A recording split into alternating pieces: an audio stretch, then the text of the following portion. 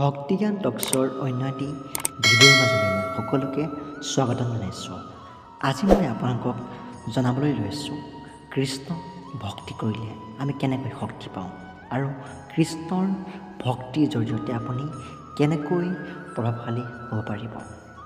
শ্ৰীমদ ভাগৱত আৰু ভক্তিমূলক শাস্ত্ৰসমূহৰ মতে কৃষ্ণক ভক্তি কৰিলে যি শক্তি পোৱা যায় সেয়া সাধাৰণ শাৰীৰিক বা ঐশ্বৰিক শক্তি নহয়, বৰঞ্চ ই এক আধ্যাত্মিক শক্তি, স্পিৰিচুৱেল ষ্ট্ৰেংথ।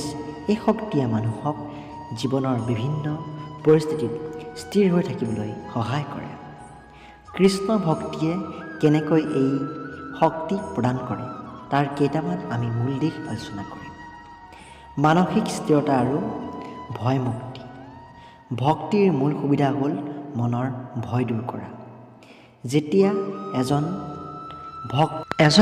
ভক্তই বিশ্বাস কৰে যে পৰমেশ্বৰ কৃষ্ণ সদায় তেওঁৰ লগত আছে আৰু তেওঁক ৰক্ষা কৰিব, তেতিয়া তেওঁৰ মনৰ পৰা অহংকাৰ আৰু চিন্তাসমূহ আঁতৰি যায়। গীতাত কৃষ্ণই অৰ্জুনক কৈছিল, যি মোক শৰণ লয় মই তাক সকলো পাপৰ পৰা মুক্ত কৰোঁ আৰু সকলো বিপদৰ পৰা মই উদ্ধাৰ কৰোঁ। এই বিশ্বাসে মানুহক দুশ্চিন্তা, উৎকণ্ঠা আৰু ভয়ৰ পৰা মুক্তি দিয়ে, যাৰ ফলত মনটো এক অটুট শক্তিৰ সঞ্চাৰ হয়। শ্ৰীমদ ভাগৱত গীতা আৰু ভক্তি সাহিত্য অনুসৰি কৃষ্ণক ভক্তি কৰিলে শক্তি পোৱা প্ৰক্ৰিয়াটো কোনো যাদু বা তৎক্ষণাৎ ঘটা ঘটনা নহয়। ই এক আধ্যাত্মিক পৰিৱৰ্তনৰ ফল। ভক্তিৰ জৰিয়তে শক্তি লাভ কৰাৰ মূল কাৰণবোৰ আমি আলোচনা কৰিম। ঈশ্বৰৰ কৃপা, ডিভাইন গ্ৰেছ।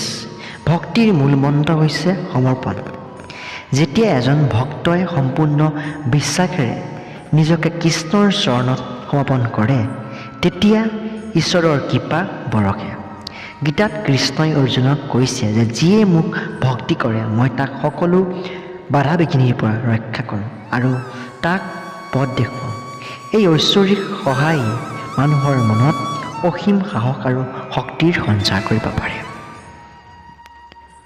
মানুহৰ দুৰ্বলতাৰ মূল কাৰণ হৈছে ভয় আৰু চিন্তা।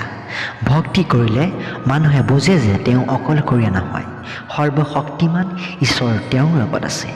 এই বিশ্বাসে মনৰ পৰা ভয়, উদ্বেগ আৰু হতাশা দূৰ কৰে। যেতিয়া মন মুক্ত হয় তেতিয়া মানুহে নিজৰ অন্তৰ্নিহিত শক্তি ব্যৱহাৰ কৰিব পাৰে। ধৈৰ্য আৰু স্থিৰতা, পেচেন্স এণ্ড ষ্টেবিলিটি। ভক্তি সাধনাই মানুহক ধৈৰ্যশীল কৰি তোলে।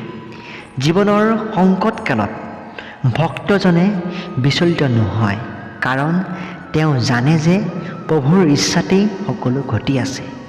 এই মানসিক স্থিৰতাই প্ৰকৃত শক্তি। যি মানুহে পৰিস্থিতিৰ আগত ডকমকাই নাযায় তেওঁই সবাতোতকৈ শক্তিশালী মানুহ। নাম কীৰ্তনৰ প্ৰভাৱ। হৰিনাম বা কৃষ্ণৰ নাম কীৰ্তন কৰিলে মন শুদ্ধ হয়। নেতিবাচক চিন্তা যেনে ক্ৰোধ, লোভ, ঈৰ্ষা কমি যায় আৰু মনত ইতিবাচক শক্তিৰ সঞ্চাৰ হয়। এই আধ্যাত্মিক শক্তিয়ে শৰীৰ আৰু মনক সুস্থ ৰাখিবলৈ সহায় কৰে। কৃষ্ণক ভক্তি কৰিলে শক্তি পোৱাৰ অৰ্থ হৈছে মনৰ দুৰ্বলতা দূৰ হোৱা আৰু আত্মবিশ্বাস বৃদ্ধি পোৱা। ই আপোনাক বাহ্যিক শক্তি প্ৰদান কৰাতকৈ আপোনাৰ নিজৰ অন্তৰত থকা অসীম শক্তিক জগাই তোলে, যাৰ ফলত আপুনি জীৱনৰ যিকোনো পৰিস্থিতিৰ সৈতে সাহসেৰে মোকাবিলা কৰিব পাৰে। কৃষ্ণই কৈছিল, যিসকল মোৰ প্ৰিয় আৰু যিসকলে সদায় মোক স্মৰণ কৰি থাকে মই সিহঁতৰ লাভ ক্ষতিৰ ভাৰ বহন কৰোঁ। বন্ধু-বান্ধৱীসকল, আমি আজি আপোনালোকক শ্ৰীকৃষ্ণক ভক্তি কৰিলে কি কি কৃপা বৰষিব পাৰে তাৰ বিষয়ে অৱগত কৰিলোঁ। এই ভিডিঅ'টোৰ জৰিয়তে যদি আপোনালোকে কিছু কথা জানিব পাৰিছে নিশ্চয়কৈ আপোনালোকৰ লগৰ বন্ধু-বান্ধৱীলৈ শ্বেয়াৰ কৰি দিব।